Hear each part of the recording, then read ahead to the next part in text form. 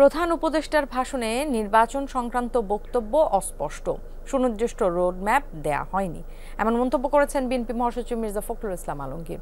রাজনৈতিক দল ও অন্যদের সাথে আলোচনা করে রোডম্যাপ ঘোষণার দাবি জানান তিনি।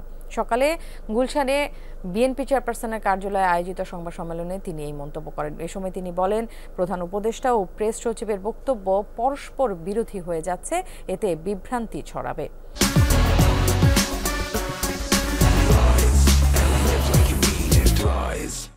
নির্বাচন কেন্দ্রিক সংস্কার দ্রুত সম্পন্ন করে নির্বাচন অনুষ্ঠান সম্ভব বলেও জানান তিনি।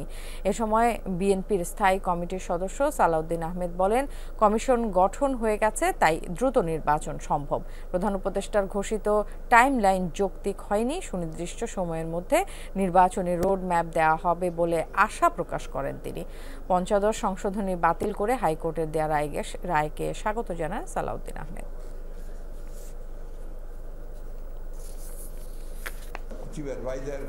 সুনির্দিষ্ট একটা সময়ের মধ্যে একটা রোড ম্যাপ দিয়ে দেবেন, সেটা তিনি দেননি। এটা আপনারা আমাদেরকে কিছুটা হতাশ করেছে, একই সঙ্গে জাতিকেও কিছুটা।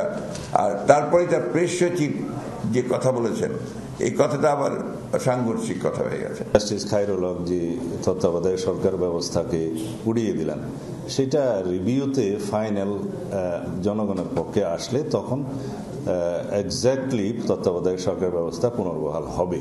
তা আমরা আশা করি সেটা হবে।